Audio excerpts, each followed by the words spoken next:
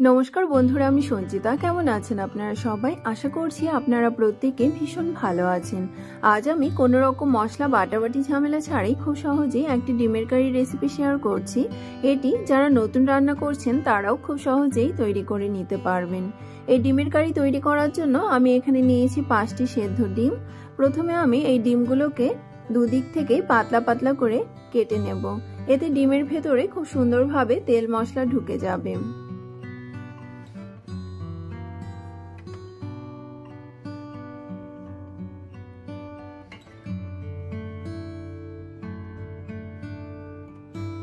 একই রকম ভাবে আমি সবগুলো ডিমকেই কেটে ফিরে আসছি।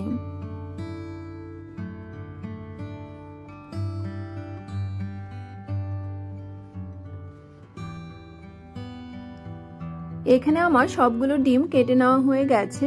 এবার এই ডিমে আমি দিয়ে দেব সামান্য লবণ, দিয়েছি সামান্য হলুদ গুঁড়ো আর দিয়েছি সামান্য কাশ্মীরি লাল লঙ্কার গুঁড়ো। দিয়ে এই ডিমগুলোকে সুন্দরভাবে মিশিয়ে নিতে হবে।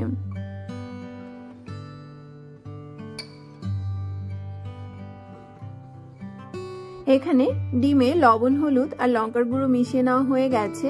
এবার গ্যাসে একটি কড়াই বসিয়ে দিয়েছি। কড়াইয়ে দিয়ে দিয়েছি পরিমাণ মতো সরষের তেল। তেল গরম হয়ে এলে এতে ডিমগুলোকে দিয়ে সুন্দর করে লাল লাল করে ডিমগুলোকে ভেজে নিতে হবে। এখানে দেখতেই পাচ্ছেন ডিমগুলো সুন্দর লাল লাল করে ভেজে নেওয়া হয়ে গেছে। এবার আমি এই ডিমগুলোকে একটি থালায় তুলে নিয়েছি। এবার ওই একই তেলের মধ্যে দিয়ে দিয়েছি একটি মাঝারি সাইজের পেঁয়াজ কুচনো। এই পেঁয়াজকে সুন্দর লাল লাল করে প্রথমে ভেজে নিতে হবে। এবার এতে দিয়ে দিয়েছি কিছু গ্রেট করা মশলা। এখানে আছে একটি মাঝারি সাইজের পেঁয়াজ, এক টুকরো আদা আর 6 থেকে 7 কোয়া রসুন। সবকিছুকেই আমি গ্রেট করে দিয়েছি। এখানে কোনো কিছু বাটা মশলা ব্যবহার হবে না। আর এখানে কিছু গোটা রসুন দিয়ে দিয়েছি। দিয়ে এই তেল আর পেঁয়াজের সঙ্গে সবকিছুকে খুব ভালোভাবে মিশিয়ে নিয়েছি।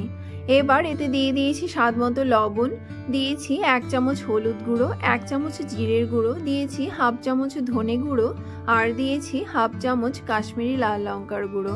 সামান্য জল দিয়ে সবকিছুকে খুব সুন্দরভাবে মিশিয়ে নিচ্ছি। এবার গ্যাসের ফ্লেমকে বাড়িয়ে দিয়ে সবকিছুকে খুব সুন্দরভাবে কষিয়ে নিতে হবে। যখন মশলার থেকে তেল ছেড়ে আসবে তখন বুঝে যাবেন মশলা কষানো হয়ে গেছে। এখানে দেখতেই পাচ্ছেন আমার মশলা প্রায় কষানো হয়ে গেছে। আর কিছুক্ষণ কষিয়ে নিলেই মশলা একদম কষানো হয়ে যাবে। এখানে মশলার থেকে তেল ছেড়ে আসছে, দেখতেই পাচ্ছেন মশলা একদম কষানো হয়ে গেছে। এবার আমি এতে দিয়ে দিয়েছি পরিমাণ মতো জল ঝোলের জন্য। দিয়ে সব মশলার সঙ্গে এই ঝোলকে সুন্দরভাবে মিশিয়ে নিয়েছি। ঝোল এখানে ফুটে এসেছে। এবার ভেজে রাখা ডিমগুলোকে এই ঝোলের উপরে দিয়ে দিতে হবে। দিয়ে ডিমগুলোকে সুন্দরভাবে ঝোলের সঙ্গে মিশিয়ে নিচ্ছি। তবে আপনারা যতটা ঝোল খেতে পছন্দ করেন ততটা ঝোল এখানে রাখবেন। আমি 3 থেকে 4 মিনিট ফুটিয়ে এই ঝোলকে একটু ঘন করে নিয়েছি। এবার ওপর থেকে দিয়ে দিয়েছি 5টি চেরা কাঁচা লঙ্কা আর দিয়েছি সামান্য গরম মশলার গুঁড়ো। দিয়ে আবারও সবকিছুকে সুন্দরভাবে মিশিয়ে নিচ্ছি। এখানে ডিমের কারি প্রায় হয়েই এসেছে। এবার আরও 1 থেকে 2 মিনিট ফুটিয়ে নিলেই ডিমের কারি সার্ভ করার জন্য একদম তৈরি হয়ে যাবে। তো বন্ধুরা, আমার এখানে ডিমের কারি একদম তৈরি হয়ে গেছে সার্ভ করার জন্য। এই ডিমের কারি সাদা গরম ভাতের সঙ্গে খেতে দুর্দান্ত হয়। এছাড়া রুটি বা পরোটার সঙ্গে খেতেও ভালো লাগে। আপনাদের যদি এই ডিমের কারি রেসিপিটি ভালো লেগে থাকে তাহলে আপনারাও এই রেসিপিটি ট্রাই করবেন। আমার চ্যানেলটি যদি আপনাদের ভালো লেগে থাকে আমার চ্যানেলটিকে সাবস্ক্রাইব, লাইক, কমেন্ট এবং শেয়ার করতে ভুলবেন না যেন। দেখা হবে আবারও কোনো নতুন রেসিপির সঙ্গে। এতক্ষণ আমার ভিডিওটি দেখার জন্য আপনাদের অসংখ্য ধন্যবাদ। ভালো থাকবেন, সুস্থ থাকবেন। ধন্যবাদ।